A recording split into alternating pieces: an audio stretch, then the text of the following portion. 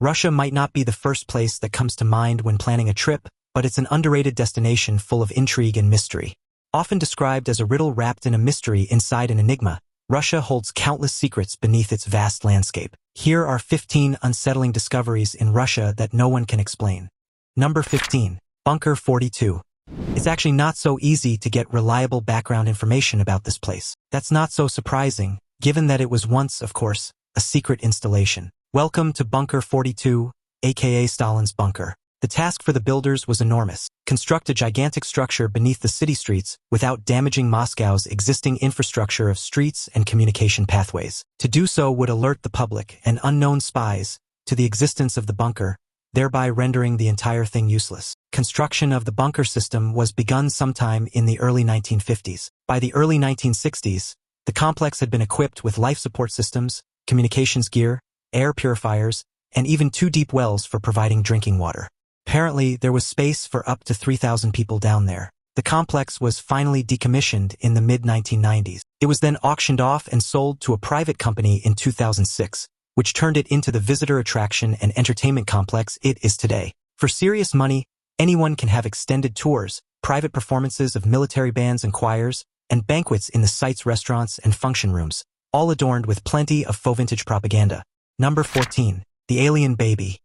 A small, human-like fetus, given the name Alyoshinka, was found by an elderly woman in Russia. As you can see, it had an unusual appearance, giving rise to rumors of its extraterrestrial origin. The local population readily supported this rumor too. Somewhere between a few days to a month after the discovery, the old woman was admitted to a hospital for treatment, and in some accounts, the remains were passed to the local police. But once the body was given to authorities in order to get DNA testing, it mysteriously disappeared, and the poor woman was killed in a car accident in an attempt to escape from the hospital. But again, these were stories the locals were suggesting to be true. As for the alien baby, it was a grayish fetus about 9.8 inches in length. Its hairless head had a number of dark spots. The eyes were large, occupying most of the face. The skull was smooth, with strange ridges that all met in a central ridge, similar to the appearance of a leaf's veins. The skull, in particular, did not resemble the skull of a healthy human. But scientists made an official statement that the creature was a premature female human infant with severe deformities. But we can totally understand why they would mistake the human infant for an alien baby. Number 13. The Missing Room. The missing room in question was part of the Catherine Palace near St. Petersburg, and it was dramatically decorated with amber and gold. The amber room was given to Peter the Great of Russia as a present in 1716. Fast forward to the end of World War II. The Nazis dismantled it and took it for themselves, and it disappeared during Allied bombing raids. A steamer with the Amber Room on board set sail for Königsberg in 1945 before Soviet warplanes sank it off the coast of Poland. Many people believed it was destroyed. In 1979, the Soviet government ordered a replica at a cost of $11 million, and as you can see, it was finally completed and once again installed in the Catherine Palace. The Amber Room is a priceless piece of art with extraordinary architectural features such as gilding, carvings, 990 pounds of amber panels, gold leaf, gemstones, and mirrors, all highlighted with candlelight. Additional architectural and design features include statues of angels and children. Because of its unique features and singular beauty, the original Amber Room was sometimes dubbed the 8th wonder of the world. Modern estimates of the room's value are over $500 million. Number 12. Abandoned Marx Generator. This lightning machine, the only of its kind, now sits abandoned about 40 miles outside of Moscow in a secluded forest near a quiet town. A maze of towering Tesla coil-looking generators and conduits, built in the 1970s by Russia's military to test aircraft and vehicles' ability to take direct lightning strikes. Long abandoned by the military, the high-voltage Marx and Tesla Generators Research Facility, as it was once known, is still capable of operation. The giant research apparatus is claimed to have the capability to discharge the equivalent of Russia's nuclear, hydrothermal, solar, wind, gas, and co-generated power output at once, for a tiny instant in time. The facility's Marx generators can create lightning bolts hundreds of feet long and direct them onto a heavily insulated test platform, which is loaded with sensors to record this event and gauge the lightning bolt's power.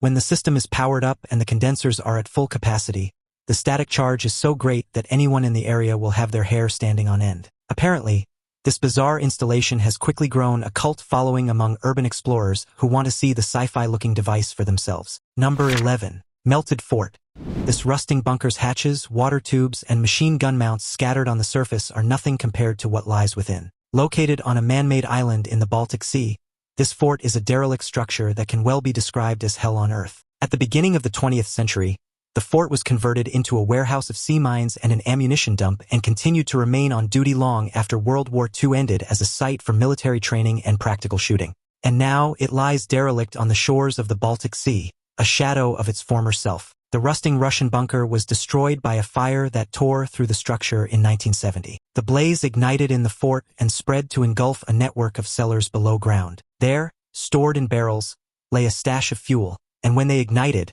the blast swept through the basement, sparking an uncontrollable inferno. The fire was so hot, the brick walls and ceiling melted, leaving strange icicle-like formations hanging from the ceiling. When the fort finally cooled down, the place was unrecognizable. Where smooth chamber walls once stood, this was left in its wake. It still inspires the imaginations of visitors to the artificial island near St. Petersburg, where the remains stand overlooking the sea. Now it's time for today's topic.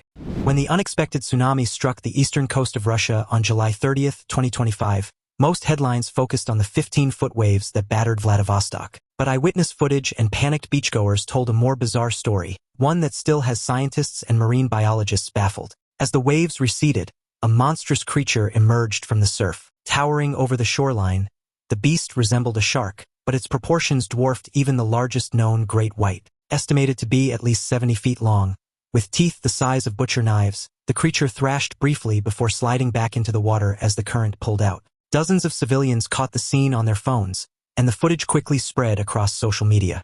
Experts initially dismissed the sighting as CGI fakery, until thermal satellite scans confirmed an unexplainably large biological mass off the coast, just hours after the tsunami struck. Russian authorities have since sealed off parts of the coastline, citing ecological monitoring. Some believe it may have been a prehistoric survivor, dislodged from the ocean floor by seismic activity beneath the Sea of Japan. Others claim it's proof of something far older, and far more terrifying, lurking in the deep. One question remains: will it return? Number 10. Sinking City. This city in Russia's Ural Mountains is slowly sinking into the earth. The city of more than 150,000 individuals was built directly on top of a potash mine. So after nearly a century of extraction, deep voids were left underneath the city. Entire neighborhoods have shifted or cracked, and residents frequently report hearing strange creaks beneath their floors. Some buildings have tilted so noticeably that doors no longer close, and foundations have split apart overnight. Emergency crews have cordoned off sections of roads that have vanished into the earth with no warning. There's even a school that had to be permanently closed after the ground beneath it began to buckle. Locals call it the slow collapse, and many live with a constant fear of the ground opening beneath their homes. In 2006, when a freshwater spring began flowing into the mine below the surface, it dissolved the supporting pillars, and the city came crashing down. A significant part of the residential districts and enterprises of the city are affected by the sinkholes. The largest of them, nicknamed the Grandfather, is nearly 13,000 feet across and more than 650 feet deep, so the closure of the mines would be damaging to the local economy. A range of high-tech instruments, including video surveillance systems, seismic sensors, regular surveys, and satellite monitoring of the changes in altitude of roofs, sidewalks, and streets, are now used here to predict the formation of sinkholes. Officials are debating whether to relocate the entire city to the opposite bank of the Kama River, where the bedrock is solid. But engineers have assured them that the era of sinkhole formation is over and no new holes will open. Number 9. Ancient Clone Army. Recently, archaeologists in Siberia made the discovery of a lifetime. Buried in the Republic of Tuva were the remains of 3,000-year-old warriors, with their horses. And like a plot out of some science fiction movie, the Russian defense minister has now announced plans to clone them. The defense minister spoke of the potential of the extraordinary 3,000-year-old Scythian burials, referring to the plethora of DNA that's been preserved in Siberian permafrost. The Scythians were known for their brutal tactics, mastery of mounted archery, and fierce independence. Historians believe they were nearly unstoppable in battle due to their speed, precision, and psychological warfare. Their bodies were buried with elaborate gold ornaments, weapons, and ceremonial gear, signs of high status and warrior nobility. Some even had their tattoos still visible, preserved in the ice like time-trapped murals. The burial sites are among the most untouched in Eurasia, hidden for millennia under layers of ice and soil. Russian scientists, working with military advisors, are now extracting genetic material not just from the warriors, but also from the horses, suggesting interest in replicating the entire cavalry dynamic. Rumors hint that CRISPR gene editing may be quietly involved, and that select labs in Moscow have already begun preliminary sequencing. This raises major bioethics questions. especially as cloning discussions move from curing disease to reviving history's most elite combatants. Even international observers have raised eyebrows at the possibility of weaponizing ancient DNA. They even ordered a shaman to be present at the excavations in order not to anger the spirits, and now apparently plan to build an army of the dead. When you hold a job like Defense Minister of Russia, you presumably have to be bold and think outside the box to protect your country from enemy advances. And with his latest strategic idea, cloning an entire army of ancient warriors, it's certainly taking a big swing. Nonetheless, the remains unearthed in the so-called Valley of the Kings are very real and couldn't be more remarkable. To date, no one has cloned a human being, but scientists have successfully executed the therapeutic cloning of individual kinds of cells and other specific gene editing work. And of course, there are high-profile examples of cloning pretty complex animals. Not soldiers, yet. Number 8. Nomadic reindeer herders. The Nenets are a group native to northern Arctic Russia, Russia's far north. According to the latest census in 2010, there were 44,857 of them in the Russian Federation, most of them living along the coastline of the Arctic Ocean near the Arctic Circle. The reindeer herd is central to the traditional way of life. Unlike other reindeer herding people, they herd more massive herds between winter and summer pastures, traversing thousands of miles a year across frozen rivers and temperatures as low as -58 degrees Fahrenheit. The migration is brutal and unforgiving, often requiring herders to cross frozen tundra in whiteout conditions with no visible landmarks to guide them. Families travel in chums, traditional tents made of reindeer hides stretched over wooden poles, which they quickly assemble and disassemble as they move. Snowmobiles and satellite phones are sometimes used, but the heart of the journey remains rooted in ancestral knowledge. Children grow up learning how to read the winds, predict snowstorms, and interpret the behavior of the reindeer to guide decisions. Storytelling remains an important way of passing on survival techniques and cultural memory during the long, dark winters. During sacred festivals like the Reindeer Breeders' Day, Nenets gather to celebrate, share resources, and perform rituals thanking nature for its gifts. Despite modernization, many Nenets still speak their indigenous language, wear traditional fur clothing, and adhere to shamanistic beliefs that tie the soul of each reindeer to the cosmos. Climate change, however, threatens their entire way of life, as warming temperatures disrupt migratory routes and weaken the permafrost.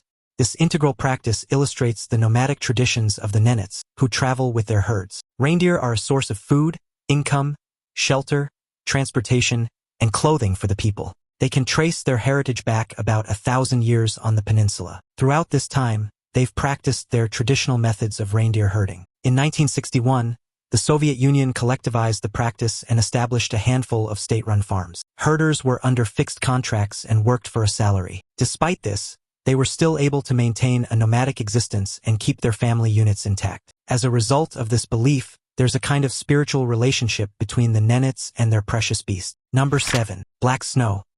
Recently, residents of Russia's Kuzbas region began posting videos and images to social media of the snow falling over their towns. The reason? The snow was black. The village is home to a coal-burning hot water plant that provides essential heating to the 4,000 residents, but it also is responsible for the soot and visceral pollution. Residents describe a permanent layer of grime on their windowsills, cars, and even food grown in backyard gardens. Many have resorted to sealing windows with plastic and tape to keep the ash from creeping inside. In the morning, children wake to find black snowdrifts piled high outside their homes, so thick and sticky, it clings to boots like tar. Some elderly residents claim the snow has become more toxic over the past decade, causing chronic coughs and breathing issues. Independent air quality testers have recorded particulate levels far above international safety limits. Local doctors have quietly warned of rising respiratory illnesses, particularly in children. Even livestock have been affected, with soot settling on feed and contaminating nearby water sources. Environmental activists who tried to raise awareness have reportedly received threats or been fined for spreading panic. Despite these warnings, the plant continues to operate without significant filtration upgrades. Images show the sinister black snow and ice coating the village in one of the world's coldest inhabited territories, where Stalin sent political prisoners to work in forced labor gulag prison camps. After investigating the issue, local police opened a criminal case against a coal processing plant in the area, which had allegedly been pumping so much unfiltered coal dust into the atmosphere that it caused the snow to look like volcanic ash. Residents of the remote village in Russia have complained of a polluted winter that brings snow black as night. Locals in the region, in the Siberian far east of Russia, say that their children even play in streets and playgrounds blanketed in ash and black snow. What else can they do? Residents say that despite complaining, our children still breathe soot, said one. Nothing ever seems to change here, The snow keeps coming down black. Number 6. Doorway to the underworld. This crater initially began to form in the 1960s after the clearing of some Russian forest land. Then, warming temperatures started causing the layers of soil on the surface and below to sink as the permafrost thawed, exposing soil hundreds of thousands of years old. Welcome to the biggest permafrost crater in the world, the Batagaika crater. It stretches more than a half-mile long and is nearly 300 feet deep, expanding up to 100 feet each year. Locals refer to it ominously as the megaslump, and the ground's collapsing walls have swallowed nearby trees, rocks, and even animal trails. Researchers working near the edge must tread cautiously. One misstep and they could slide straight into the crater's depths. During one expedition, scientists noticed strange methane gas bubbling from the thawing soil, evidence of ancient organic matter decomposing after millennia of being frozen. This release of greenhouse gases adds to global warming, creating a dangerous feedback loop. One geologist described the cracking sounds from the crater as the Earth exhaling after a long sleep. At night, the temperatures drop dramatically, and a fog-like mist sometimes hovers over the pit, feeding local legends. Drone footage has captured the crater expanding faster after heavy rainfall, further destabilizing the surrounding terrain. Local herders have reported seeing new fissures opening miles away, suggesting the thawing ground may be shifting the entire region's landscape. The rim is extremely unstable, as there are regular landslides into the crater. And since the permafrost is constantly thawing, it means the crater is continuously growing in size. Locals are convinced it's the gateway to the hellish underworld. Scientists have their own concerns regarding the big hole, threats of climate change being the main issue. So researchers analyzed the sequence of permafrost deposits in the crater. Among the layers, they found the remains of an ancient forest, plus the presence of actual pollen.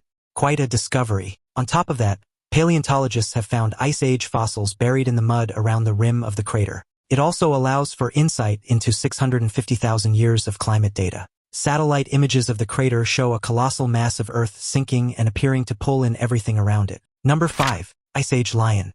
In early autumn 2018, 25 feet below ground in a frozen tunnel deep in the Siberian Arctic, a local mammoth tusk hunter made a shocking discovery. As per a long-established working relationship, he contacted researchers. A team was duly dispatched to the site on the bank of the Indijurka River. What they found there was one of the most beautifully preserved Ice Age animals ever found, a 28,000-year-old cave lion cub, curled up under the permafrost with its teeth, skin, claws, and even whiskers still intact. The cub's pose was so lifelike, it looked as if it had merely fallen asleep moments earlier. Scientists were astonished to find soft tissue samples preserved well enough to extract viable DNA, offering unprecedented insights into Pleistocene-era genetics. Hair samples under the microscope revealed distinct banding patterns, suggesting seasonal coat changes for camouflage in the snow. The preservation was so detailed that traces of its mother's milk were found in the cub's stomach, indicating it had not yet been weaned. Nearby sediment layers were carefully sampled to analyze the environmental conditions during the time of the cub's death. Pollen grains and microscopic spores suggested a tundra biome rich in grasses and low shrubs, home to woolly mammoths, reindeer,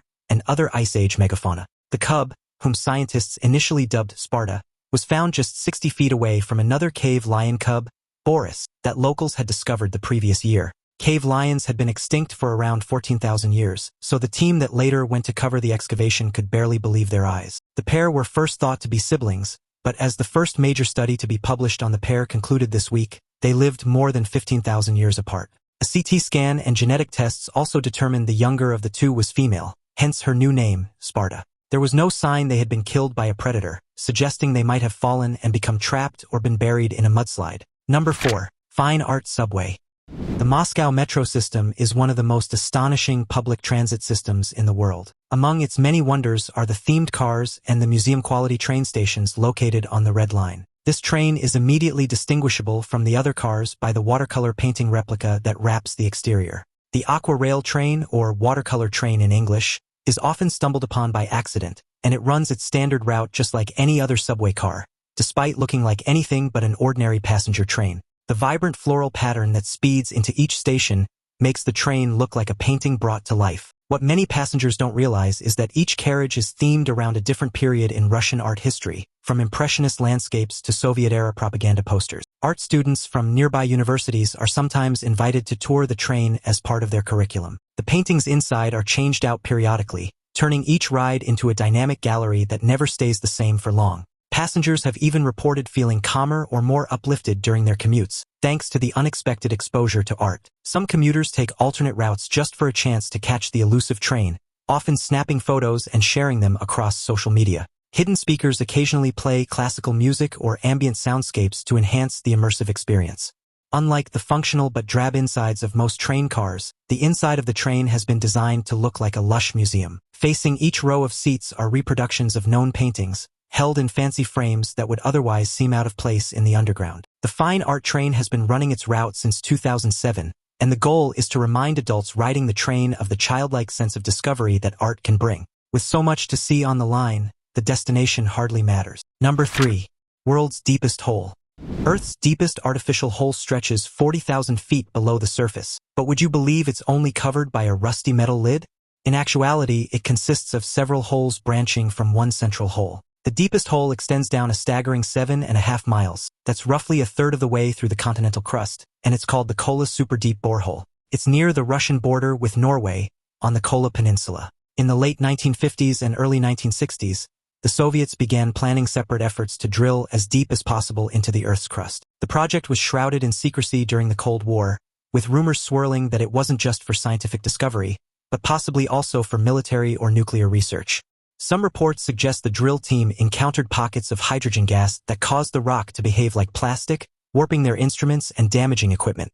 As drilling progressed, the rock samples pulled up began to tell an ancient and confusing geological story, one with layers that contradicted previously accepted scientific models. The deeper they drilled, the stranger the data became, including seismic waves behaving in ways that baffled geophysicists. There were even stories of strange hissing sounds echoing up through the borehole, fueling superstitions among nearby villagers. In 1992, they had to stop drilling because the temperature was far higher than the scientists predicted it would be. So experts still need to figure out a way to overcome this temperature issue if they want to keep drilling to the center of the world. But since they stopped drilling, it's still the deepest artificial point on Earth. But the most intriguing discovery made by borehole researchers is the detection of biological activity in rocks more than 2 billion years old. They also found 24 new types of long-dead single-celled organisms. Locals in the area say that the hole is so deep, you can hear the screams of people being tortured in hell, hence its nickname, the Well to Hell. Number 2. Blood chocolate bar. As a child growing up in the Soviet Union, many recall their parents would feed them with a wholesome and healthy treat, a candy bar called Gemoglobin, with actual blood in it. It was basically the Soviet equivalent of chewable vitamins, although its texture was more like a Tootsie Roll, and it was produced as an over-the-counter supplement to treat anemia, which affects nearly a quarter of all humans but is especially prevalent in young children. Unlike modern America's sweet supplement treats, the hemoglobin that many Russians grew up eating wasn't made with vitamins and minerals isolated from natural products or produced synthetically in a lab. In fact, during the post-war years, Soviet nutritionists and state doctors promoted the bar as a miracle of socialist science, efficient, affordable, and biologically effective. Schools even distributed them as part of official state health initiatives, particularly in rural or underfunded regions where meat and iron-rich food were scarce. Children didn't just eat them at home. Teachers gave them out during class breaks, reinforcing their medicinal reputation. Surprisingly, many kids actually enjoyed the slightly metallic, sweet flavor, which became associated with care and health rather than revulsion. Some older generations recall with nostalgia the crinkling paper wrapper and the iron tang on the tongue. Even factories producing them were proud of their role in building a healthier nation. Specifically, manufacturers produced these bars with at least 5% cow's blood. The iron in the blood chocolate bar helped prevent anemia. By most accounts, it was a fixture in stores for decades, right up until the collapse of the USSR. Even today, it's still widely available, albeit not as ubiquitous as it was a few decades ago. From the 1920s onward, kids picked up the sweet from drugstores. Sometimes, they had to ask their mothers to do their bidding, as certain pharmacists wouldn't sell the supplement to anyone under the age of 13. Number 1. Pepsi Navy. In 1989, PepsiCo Incorporated, the multinational food and drinks giant, reportedly made an arrangement to get its hands on an ample fleet of submarines and warships through an unlikely deal with the Soviet Union. At the time, PepsiCo's deal with the Soviets included 17 submarines, worth just $150,000 each, plus a cruiser, a frigate, and a destroyer. The bizarre tale starts in the USSR in the late 1980s and a last-ditch attempt to pump life back into the stagnating economy. Soviet leaders pushed through a number of reforms aiming to encourage enterprise and open up more free trade, allowing more interaction with Western capitalism. But because of strict currency controls and the scarcity of foreign exchange, traditional cash-based transactions with U.S. companies were nearly impossible. Bartering became a viable workaround. In earlier years, the Soviets had paid Pepsi in vodka, notably Stolichnaya, which was sold across American markets. However, by the late 80s, the beverage company sought a larger piece of the pie, and the Soviets were desperate to keep their supply of the American drink flowing. It was during this strange economic moment that both sides agreed to something previously unthinkable, using military hardware as payment for soft drinks. Western analysts were stunned, and newspapers around the globe ran headlines joking about a soda company acquiring a navy. Meanwhile, PepsiCo was vying for soda supremacy and was keen to do business with Moscow, hoping to get a foothold into the burgeoning consumer market. There was just one issue: money. One way to overcome this was to trade through hard goods instead. So when PepsiCo in Moscow struck up their deal, the corporation agreed to take its profits in the form of Soviet-built ships. The combined fleet was traded for $3 billion worth of Pepsi. Yeah, you heard that right. Russia loves their soda. The historical exchange caused Pepsi to become the sixth most powerful military in the world, for a moment, before they sold the fleet for scrap recycling. To Russia with love. That feels like the perfect send-off after watching these incredible discoveries. If you enjoyed the video, don't forget to like and subscribe. There's plenty more where that came from. Which discovery shocked you the most? Let us know in the comments below. See you in the next video.